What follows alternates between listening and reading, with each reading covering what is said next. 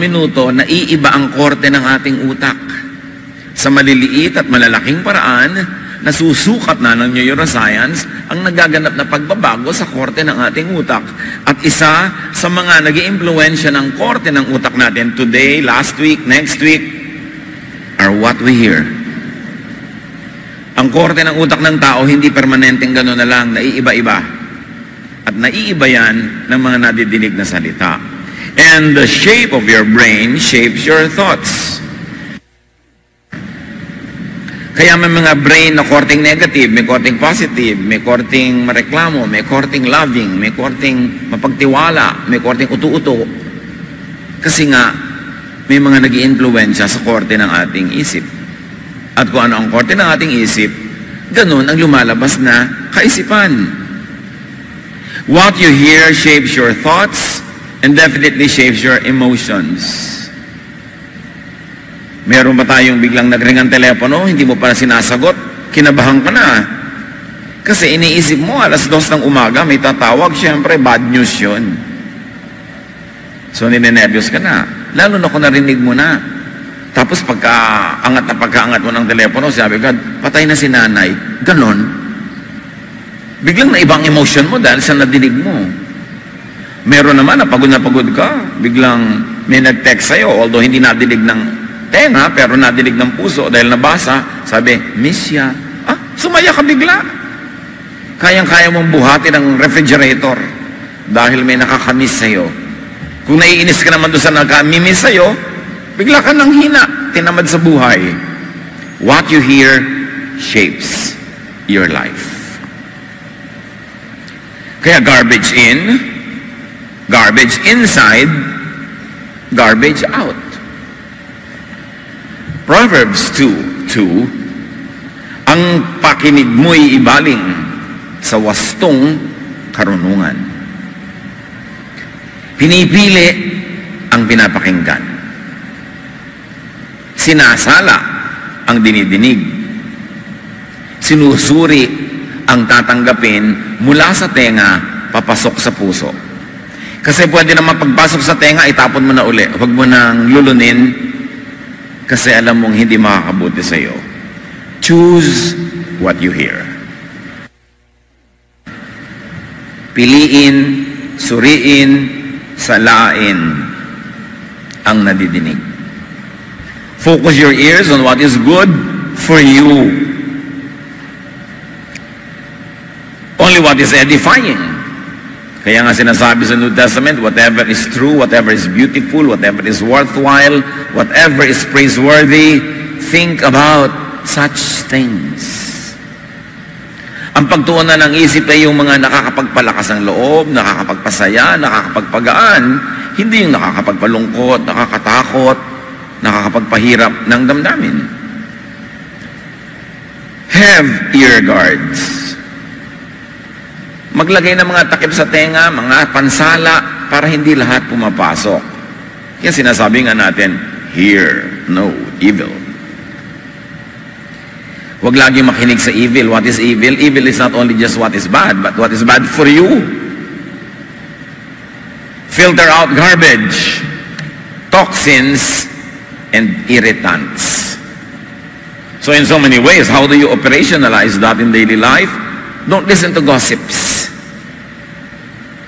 Especially gossips about you. Marami mga tao laging masama ang loob kasi lagi nilang sinasagap yung mga balita tungkol sa kanila. Anong sabi tungkol sa akin? Anong sabi nila? Anong comment nila? Sasama lang ang loob mo, ba't mo pa hinahanap? At kumisan, chismis tungkol sa mahal mo sa buhay, di sasama din ang loob mo. Ang daling-dali na magganyan ngayon dahil sa internet. Proverbs 16:28, a perverse person stirs up conflict, and a gossip separates close friends. So huwag ka rin makikinig sa mga chismis-chismis ng iba tungkol sa mga iba mong kaibigan, lalo't magkakalayo kayo ng kaibigan mo dahil dito sa nagchichismis na ito, hindi mo pa naman napapatunayan.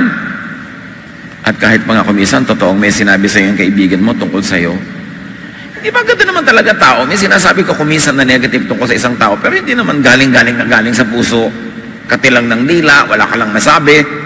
O totoo man sa emosyon mo nung oras na yon, pero mamaya hindi na rin dahil kaibigan mo na rin naman yon. Kung maririnig mo ang lahat ng sinasabi ng tao tungkol sa iyo, kahit ng sarili mong ina, ng sarili mong ama, kapatid, asawa, anak, baka magbigti ka. Hindi lahat naman ang sinasabi ng tao dapat mong dibdibin.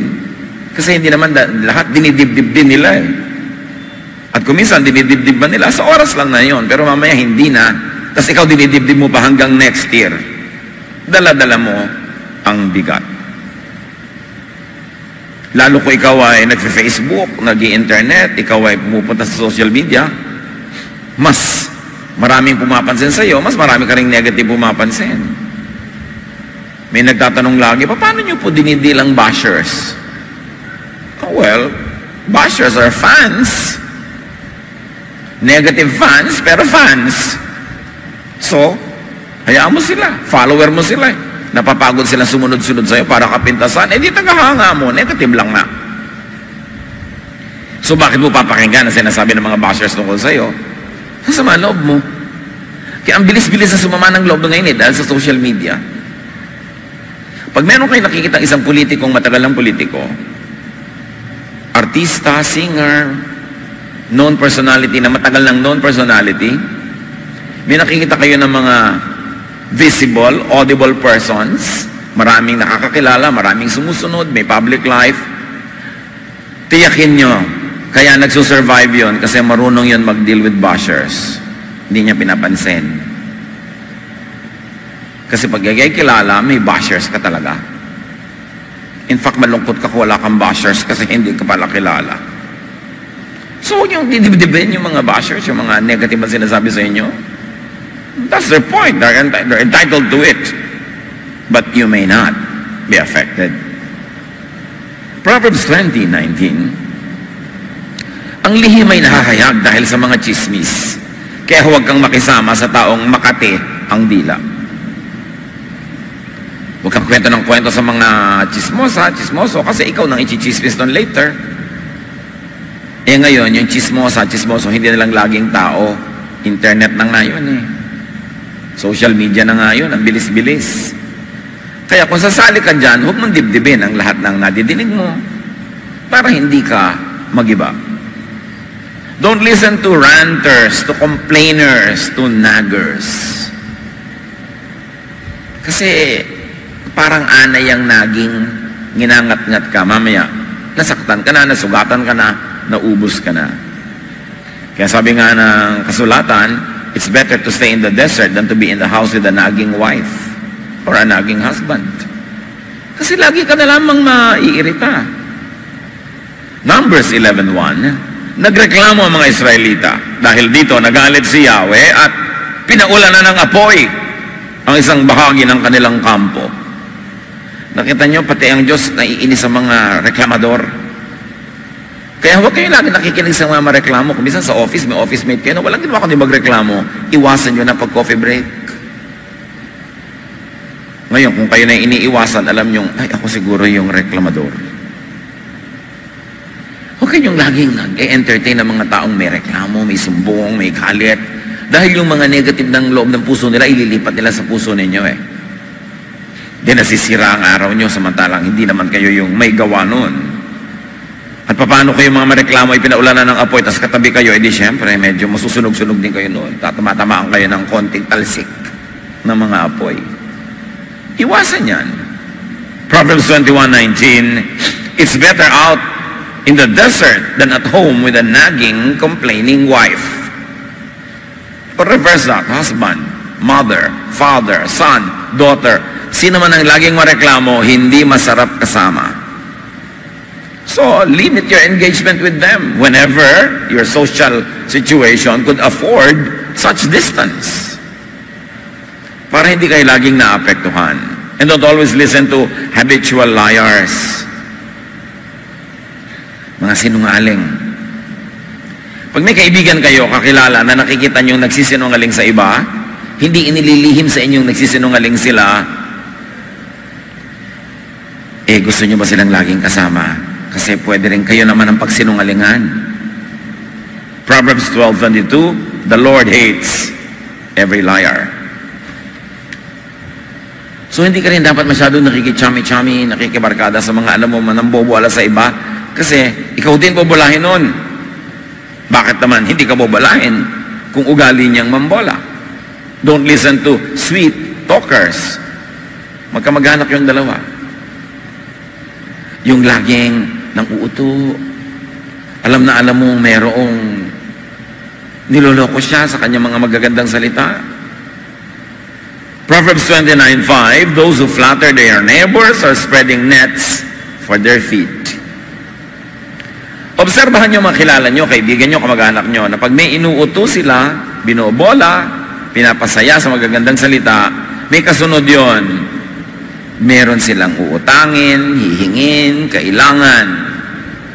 Kaya kayo din, pag pinagbobobola, resist the temptation to digest the bola. Ihanda nyo ang inyong sarili dahil meron siyang balak sa inyo. Sabi ni Balagtas, kapag ang isalubong sa iyong pagdating ay masayang mukha at may pakitang giliw, lalo mong ikahanda ang iyong gagamitin pagkat iya'y kaaway na lihim. Pag sobrang laging masaya, laging may sinasabi, ang ganda ng buhok mo, ang ganda ng damit mo, pero alam na alam mo namang mamangit-mangit yung buhok mo. Yung naku, ang talino ng anak mo, ang ganda ng bahay mo, wala nang ako di purihin ka, mangungutang yun. O may hihingin, o may kailangan sa'yo. O may ikinukubling panlilin lang na ang pangtago niya, bola. Proverbs 26:28, a flattering mouth works ruin. Huwag kayong magbukas ng tainga sa mga bolero at bolera. Wala kayong mapapala. And don't listen to malicious talk. Yung mga kasama nyo, kaibigan nyo, kausap nyo, laging may sinasabing mali tungkol sa kapwa, masama, nakakasirang puri, mga nakakapagpababa ng pagkatao ng mga pinag-uusapan, huwag kayong nagpapapakinig sa mga ganyan. Maapektuhan kayo at may iba ang korte na inyong utak. Mamaya kayo rin, ganun na. Ephesians 4:31, get rid of all slander along with every form of malice. Alam niyo yung mga malisyoso, kayang-kaya nilang papangitin ang maganda, kayang-kaya nilang pagandahin ang pangit, kasi malisyoso nga sila. Sometimes you see that in major newspapers. Maganda na dapat yung news, ang pangit pa ng paglalagay nila ng words. Kasi sa mga tamad na magbabasa ng detail ng news, ang matatandaan lang nila yung headline, iniisip nila, pangit pa rin. Isa lamang na headline Nakalagay ba naman, the Philippines may lose perks with the European Union. Mawawala daw yung ating mga trade benefits with the European Union. Yung pala, pag binasa mo yung news, kasi umasenso na ang Pilipinas, hindi na tayo ikinoconsider na pobre, so hindi na tayo isasama sa mga binibigyan lang limos. O, may palakpak ba? Bakit? O sige, lakasan nyo para madinig mabuti. Hindi na tayo ikinoconsider ng European Union na pobre, kaya tinatanggal tayo sa mga bibigyan ng privileges. Pero ang malisyosong dyaryo, sabi, Philippines may lose perks with the European Union. Parang pisisimong gobyerno, ayan, walang tuloy tayo ng perks. Alam na alam mong malisyoso. Ang pangit ng pagpapakita, ang ganda ng balita. So makikita nyo, kahit sa kapwa nyo, kahit sa tao, kahit sa sarili nating pamilya, may mga ganong pagdadala ng balita. Maganda naman pala yung news, pero ang pangit ng presentation. Nakaka-apekto. Kaya dapat tayo nanunuri. And don't listen to vexing, disturbing, and stressful talk. Lagi na lang end of the world. Lagi na lang 666. Lagi na lamang na maiiba lang ang kulay ng buwan. Darating na ang Diyos. Mawawasak na ang planeta. Magkakagiba-giba na ang lahat ng buhay. So, kahit sa simbahan ko minsan tuloy, napaka-negative ng nadidinig mo lagi. Walang pinag-uusapan kundi ang kasalanan ni ganito, ang karumihan ni ganon, ang parusa sa kanya. Negative. Well, we should hear negative things in proportion and in its correct context. We should protect ourselves from needless negation of even positive things. Yung nakakainis, nakakayamot, nakakapagod, dapat huwag niya nang pakinggan. May mga pamilya na ang laging topic nila, yung kinakabwisitan nilang hipag, pero yan ang laging topic. Yung mga nakakainis sa kapitbahay, yung mga nakaka-stress sa mga kakilala, kaibigan, yun ang topic. Ginagawa nyo silang star. You are fans. Negative fans, but fans. Gusto nyo ba yun? Ephesians 4:29, stop all your dirty talk. Say the right thing at the right time and help others by what you say. Nakakatulong ba yung sinasabi mo? Hindi. Kasi, mga kapatid, tayo nilikha sa wangis ng Diyos. Hindi man tayo kabaitan, may likas pa rin tayong bait. Kaya pag may nadidinig kang masama at pangit tungkol sa kapwa, may bahagi rin ng puso mong nasasaktan. Kahit hindi mo laging nararamdaman yon. At pag ikay nagsasalita ng pangit sa iyong kapwa, naninira ka, kahit gusto mo yung resultang nasira siya, may pagkatao ka pa rin na bahagi ng Diyos na nagdaramdam pag nakakasira ka ng kapwa. At pag hindi ka nakikinig doon sa munting tinig na yon, na nagdaramdam dahil sa mga kabalbalang ginagawa mo, maiiba ang kote ng iyong utak. Pasama ka ng pasama. Hanggang mamaya, di mo na dinaramdam kasi namanhid na ang iyong budhi. Kahit kagalit sa isang tao, pag ginawan mo siya ng masama, dinaramdam mo rin. Kasi tao ka na nilikha sa wangis ng Diyos. Kaya pag may sinasabi kang maganda, may tulong kang binibigay, may ginagawa kang tama, may bahagi rin sa iyo na galing sa Diyos na nagagalak, nagbubunyi, na-edify. Kasi you were created in God's image. Do not destroy that image of God in you by doing what negates the Spirit of God. Huwag niyong kontrahin yung likas na kabanalan na nakatanim sa bawat tao sa pamamagitan ng paggawa ng kabaligtaran ng kabanalan. Kasi hindi ka pwedeng manira at manakit ng kapwa na hindi ka muna unang nasasaktan. Na hindi ka muna unang nasisira. Lalo't kamag-anak mo, kaibigan mo, mahal mo sa buhay, o dati mong mahal sa buhay, ang sinisira mo, parang may ipis ka sa noo, binaril mo, patay ang ipis, pero butas ang bungo mo. Wala tayong pwedeng gawing negative na hindi rin natin ipagdaramdam. Because we're all parts of one another. Lahat tayo ilikha ng Diyos. So stop stressful talk. Lalo na yung mga nanggugulo sa mga religious issues. Tahimik na yung tao, maganda ang effect sa kanya ng kanyang pananalig, payapa ang kanyang buhay. Huwag niyo nang guluhin ng sari-sari mga religious issues. Sa Acts 15:24, nabalitaan namin ginugulo kayo ng ilang kasamahan naming galing dito kahit hindi naman namin sila inutusan. At binabagabag nila kayo sa pamamagitan ng kanilang itinuturo. So maraming katuroang nakakabagabag. Mga kapatid, lahat ng katuroan na sa Biblia, gusto mong matakot? Meron. Gusto mong mag-guilty? Meron. Gusto mong mawala ng kapayapaan? Meron. Gusto mong maging malupit ka sa kapwa? Meron. Meron na makukuhang verse na magsusupport sa iyo. Pero gusto mong maging mabait? Meron din. Gusto mong maging mapagpatawad? Lalong meron. Gusto mong matahimik ang loob mo? Meron. So, nagpapagulo o nagpapatahimik sa loob mo ay kung saan ka nagtutuon ng pansin kung ano ang iyong dinidinig. At nakakalungkot na marami mga preachers and teachers na hindi ko alam kung ano ang mga nangyari sa buhay nila, kung ano ang mga kabiguan, kapighatian, kapaitan, na ang lahat ng lumalabas sa kanilang teaching, yung mapait, yung masakit, yung nakakapagpahirap, nakakapagod, na para bang gusto nilang gumanti sa mundo. Kaya kahit sa mga spiritual so-called or religious preaching, pipiliin mo pa rin ang papakinggan mo. Because everything is in the Bible. Gusto mo ng horror? Ang dami. Gusto mo ng paraiso? Ang dami. Gusto mo ng kapayapaan? Marami. Gusto mo ng kaguluhan? Marami. Gusto mo maging anti-anybody ka? Marami. Pero gusto mo maging pro-anybody ka? Marami rin. Kaya itinuwid ni Jesus sinala niya yung lahat na nakaka-stress. Nakaka-stress sa mga law, nakaka-stress sa mga kautusan, nakakapagpatigas ang puso, mga nakakapagpalupit ng mga katuruan. Sinala niya lahat. Sabi niya, ano niya lahat ng yan? Kalimutan niya na, there's only one law I'm giving you, love. And there's only one thing I like for you, rest. Kaya itinuwid ni Jesus. May Jesus na, pag nilampas-lampasan mo pa siya, kung kani-kanino ka pa kumuha ng mga nakakatakot, nakaka-guilty, nakakapagpahirap ng loob at nakakapagpagalit, may stress ka. Kaya hindi lahat ng nagrarelihiyon napapahinga, merong lalong napapagod.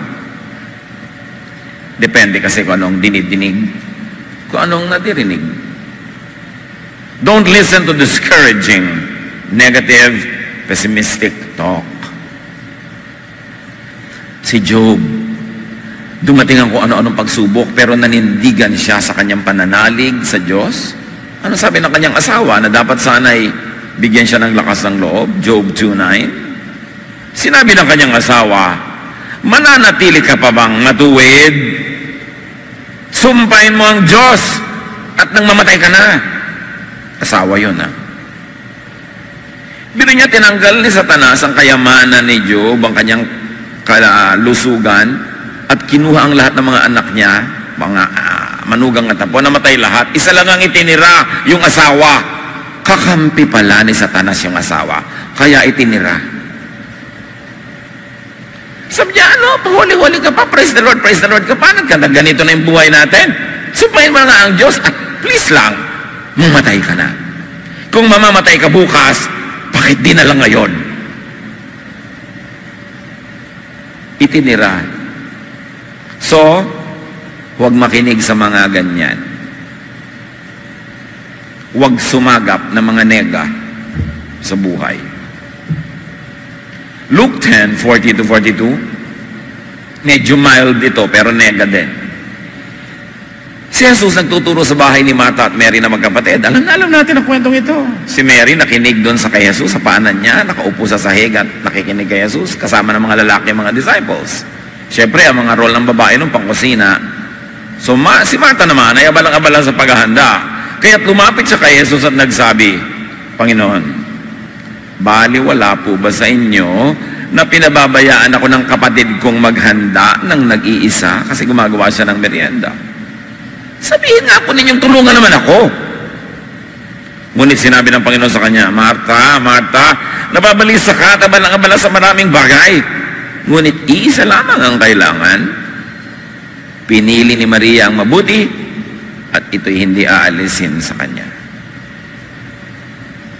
Kung kayo may pinipili na mabuti, alam nyo, sa inyong heart of hearts, alam nyo mabuti, tapos may kumukontra sa inyo, huwag kayong makinig. Huwag kayong padala. Huwag kayong makinig sa mga kontra, sa mga may ibang iniisip. Kasi may isip kayo, may isip sila. Alam naman yung iniisip nila, ang paandarin nyo sa buhay nyo. Di paandarin niya sa buhay niya yung iniisip niya. Tapos paandarin nyo sa buhay nyo yung iniisip nyo. Basta't sinuri nyo na at inalam nyo di naman masama. At lalo pa kung ito'y mabuti. Do not let negative people talk you away from your passions. Meron kang gustong-gustong gawin, pinapangarap mo, laman ng puso mo, tapos kakausapin ka na iba para huwag. So, kung ayaw mo, di huwag mong gawin sa buhay mo. Pero bakit mo pinipilit sa akin buhay yung gusto mo sa buhay mo? Huwag kayo magpapadiscourage sa ganyan. May mga panahon na naninindigan ka para sa iyong passions, sa mga bagay na tunay na mahalaga sa iyo, sa mga bagay na pinapahalagahan mo. Proverbs 4:23, carefully guard your thoughts. Therefore, what you hear, because what you hear shapes your thoughts. Because they are the source of true life. Ano daw ang source of true life? Your thoughts. Because as you think, you become. As you think, you are. So bantayan ang laman ng isip. Keep watch over your ears. They are the doors to your mind, to your heart, to your intellect, to your emotions. Ecclesiastes 7:21, ang ating opening verse. Don't listen to everything that everyone says, or you might hear your servants cursing you. May mga tao, at meron akong mga kilala talaga na nasubaybayan ko ang buhay nila ng ilang dekada na, laging tuwing pupunta sa iyo may sumbong, may hinaing, may lungkot, may kabiguan tungkol sa kapwa. Laging merong nakikitang mga mali. Laging may nakikitang mga dapat ipagdamdam. Pero tuwing makikita mo sila, yun at yun ang topic. Naiiba lang ang lugar, naiiba lang ang detail, pero yun pa rin. Pag makikita ko sila sa loob ko lang, O ano na naman ang mga sumbong nyo laban sa buong daigdig? Bakit ganon? Kasi yun ang hinahanap nila. Do you know that sabi ni Jesus, seek and you will find? Hindi lang yun, seek blessing and you will find blessing. Seek chismis and you will find it. Seek sama ng loob and you will find it. Seek mga bashers and you will find them. Seek anything that will make you feel bad, and the world is amply provided with such things. Kung anong hinahanap mo, matatagpuan mo. Baliktarin mo yon. Kung anong natatagpuan mo, yun kasi ang hinahanap mo. Kaya kung gusto nyo sumama ang loob, lagi nyo sabihin pag may dumarating, anong sabi nila? Bakit mo gustong malaman ang sinasabi nila? Lalo't may kabakanan na negative, ba't mo pa alamin para sumama ang loob mo? O ano raw? Anong latest? Yung mga taong laging nagtatanong-tanong kung anong opinion ni ganon, anong sinabi ni ganon, naku, sasama ang loob niya lagi. At kung habit nyo yan, palitan. In fact, pag may humahangos, habol-habol pang hininga, alam mo, sabi ni ano, quiet. Kung hindi ako mapapasaya ng sasabihin mo, scram. Get lost. Manahimik ka. O supalpalan nyo ng bibing kang merienda para matahimik. May darating, kung magte-text. May mga text minsan, alam mo yung pangalan, meron siyang message. Kung feeling mo, hindi naman makakaganda yung sasabihin, erase mo na agad, huwag ka nang basahin. Ba't mo pa babasahin? Yung mga iba, makikigising lang ng alas 2 ng umaga para pumunta sa banyo, titingnan pa yung cellphone. May mga negative news, sumamapalob, dito rin magkakatulog. Problema mo yan. Nagkaharap ka ng samaan ng loob eh. Sa palagay nyo ba, makakakita kayo ng mas maraming negative o positive? Katitingin sa mga ganyan. Marami negative. Sa palagay nyo ba, te-text lang kayo ng mga kamag-anak nyo lagi pag good ang news? No! Magte-text sa mga yan pag bad yung news. Sa palagay nyo ba, pag marami silang pera, te-text lang kayo? No! Pag walang pera, te-text lang kayo. Pag marami silang kasiyahan, te-text lang ba kayo? Bihira. Pero pag marami silang lungkot, te-text lang kayo. So, ang dami-dami ngayong pinto, pumapasok sa tenga mo, para ka lumungkot, para ka mainis, para ka magalit. Kaya dapat ngayon, mas lalo tayong mapagbantay. A person's home is not her or his castle anymore. Dati pag meron kang castle, may tubig sa paligid yun, walang makalangoy palapit, nakasara pinto, walang makapasok, mataas ang pader, walang makaakyat, nakalak ang pinto, walang makapasok. Pero ngayon, yung cellphone mo, dala mo hanggang tabi ng unan. Andali kang pasukin ng bad news. Andali kang pasukin ng inis, ng negative, ng chismis. So bakit mo itatabi? Huwag laging alamin ang iniisip at pinag-uusapan ng mga tao. More chances are that you will feel bad. Lalo ko ikay accomplished. Marami kang accomplishment, marami kang ginagawa, visible ka, marami kang projects. Huwag mong asahan na ipagbubunyi yun ng marami. Hahanapan at hahanapan kanila ng kasiraan, kapintasan, at pag pinakinggan mo yon, ikaw ang nagpalungkot sa iyong sarili. O kung makikinig ka man, dahil gusto mong malaman kung anong nararamdaman ng bayan, ng mga tao, tungkol sa iyo, dapat meron kang mga safeguards na hindi ka lagi nagpapa-apekto. May isang matandang kasabihan, stick and stones can hurt my bones, but words will never hurt me. Ganon. Kung bato pa yan, pamalo yan, baka indahin ko. Words lang naman. So ako mamimili kung makakasakit yan sa akin o hindi. Importante. Do not let your mind be poisoned. Do not let your mind be stressed. Do not let lying words deceive you. Mga panuri tayo dapat. Do not let unwise words blur your wisdom. At ang madalas na nagpapalabo ng ating katinuan, mga taong malapit sa atin, mga mahal natin, o nagsasabing mahal nila tayo, madalas kasi yun ang may access to our ears. Sila din ang panggagalingan ng mga bagay na nakakapagpalabot, nakakapagpadilim ng katinuan. Bawat taong may access to your ears, you should treat as suspects. Because people who don't have access to your ears can never affect you. Do not let poisonous words destroy your relationships. Kung may tao, mga taong naging mahalaga sa'yo, mahalaga sila sa'yo, maganda samahan nyo, huwag nyo hayaan na may sisingit para sirain yon dahil sa kanilang mga salita. And do not let discouraging words weaken you. Kung meron kayo talagang maganda, gustong-gustong gawin sa buhay nyo, makinig kayo sa isa o dalawa lang na pwedeng magbigay ng negative opinion dahil lang talagang matalino sila at yun ang tingin nila. Pero huwag na kayo makinig sa maraming sisirain ng loob nyo dahil may iba lang silang pananaw, may iba silang gusto, may iba silang agenda. Huwag kayo makinig. Ang pakinggan nyo, sinasabi ng dibdib nyo, sinasabi ng salita ng Diyos, at sinasabi ng matatalino, disinterested counselors. Minsan kasi yung mga iba, ang payo sa'yo, ang ending magbe-benefit sa kanila eh. Susuriin nyo yun. At lagi na makipagniig sa Diyos.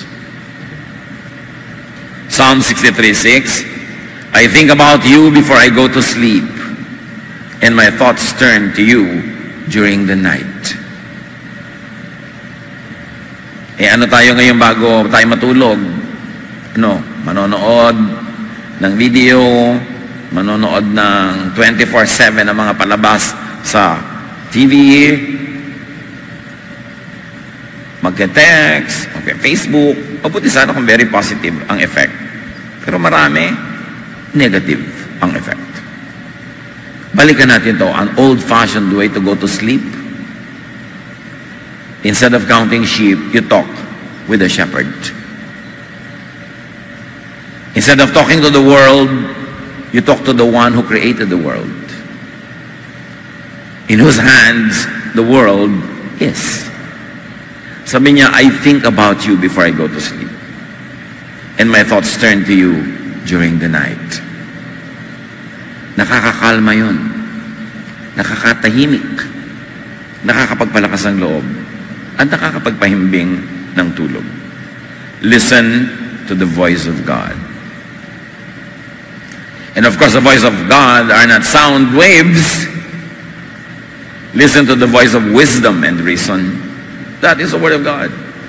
Listen to the voice of peace and serenity, the voice of health and wellness. This reflect and echo the words of God.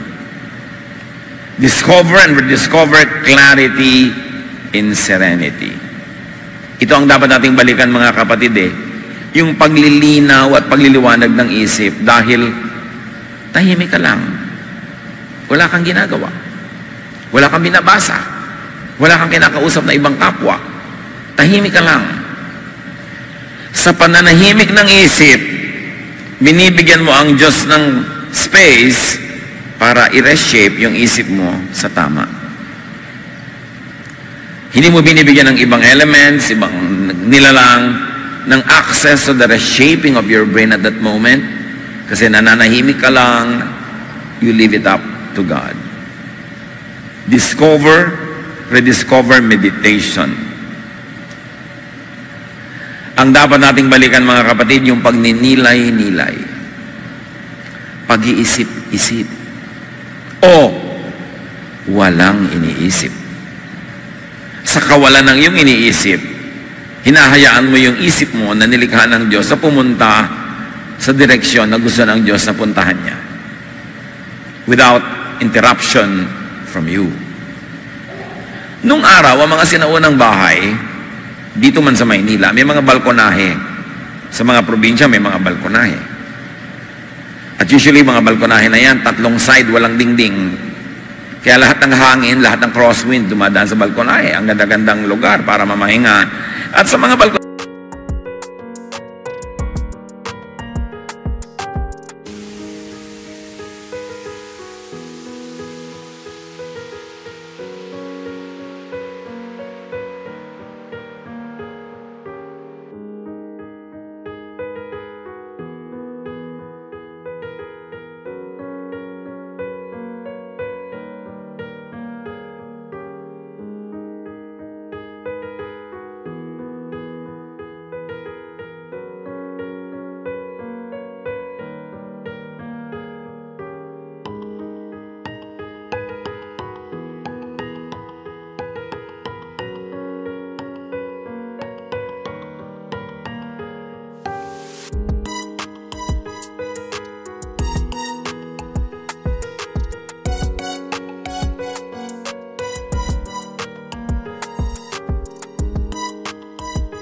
a certain vibration in the mind that makes you transcendent of your immediate surrounding.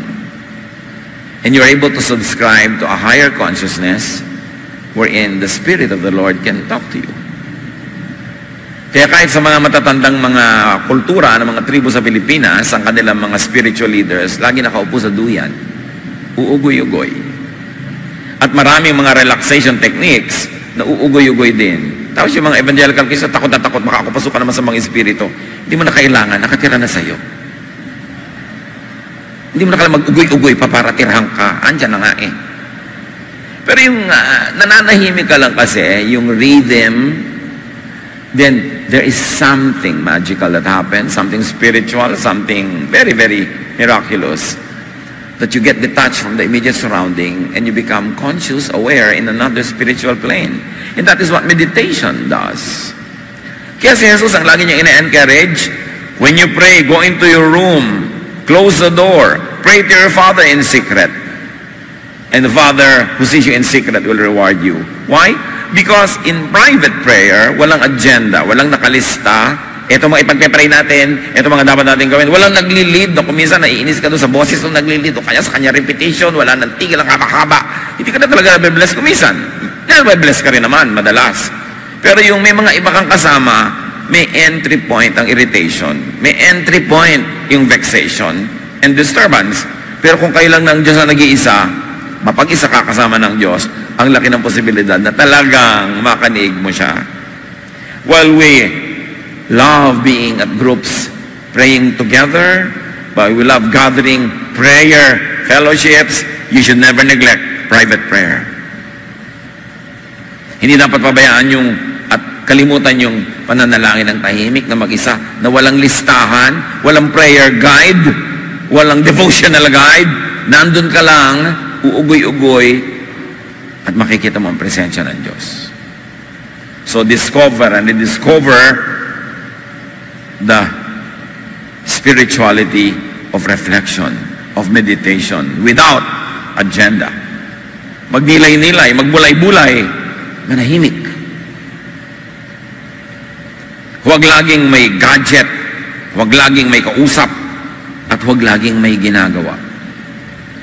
Nung araw, ang mga tao, pag nagbabiyahe, lalo hindi sila yung driver, kaya nakasakay sa kotse o nasa bus, lalo pupunta sa mga probinsya, yung bang kung saan-saan dumadating yung isip mo, kasi nakatingin ka doon sa mga malayong mga palayan, mga nyugan, bundok-bundok, kung saan-saan ka dinadala ng diwa mo, nare-relax ka, nakakapag-reflect ka, nakakapag-meditate, pero hindi ngayon eh. Pag may 40 taong laman ng bus, may 40 cellphone yun, nakasubsob sila lahat doon. Wala na ngayong quiet moment. Ang tao, kahit naglalakad, tumatawid ng kalye, nagtitext. Nung araw, pagpupunta ka sa mga opisina ng mga doktor, nakaupo ka doon, may mga babasahin, o nagpe-pray ka, lahat nagtitext. Naubusan na tayo ng private space in our minds dahil laging may laman. Wala na tuloy space yung meditation, quietness, reflection. This generation is very informed, but it is not wiser. We have all the information we want, but where is the wisdom to guide that information to make us better persons, to make us more quiet? In-improve daw ang communication, pwede ka makipag-text doon sa kaibigan mo na nasa banyo niya sa New Zealand, pero itong katabi mong nanay, kanina-kanina pa nandyan, di kayo nag-uusap. Ang laki-laki ng na-negate niyang technology. Ang matitinong tao, kinokontrol nila ang technology, hindi sila nagpapakontrol dyan. At huwag niyong aalisin sa buhay niyo yung blank time, blank space, na wala kayong iniisip, wala kayong ginagawa, wala kayong dinudot-dot-dot ng mga gadget, para magkaroon ka ng space na magbulay-bulay, magnilay-nilay, manahimik. At mga kabataan, kung kasama nyo ang inyong mga magulang, iligpit nyo mga cellphone nyo. Makipag-usap kayo, makipagkwentuhan, naghihintay sila na mabalitaan nyo ng mga nangyayari sa inyong buhay. Hindi yung kumakain na nga kayo nakasub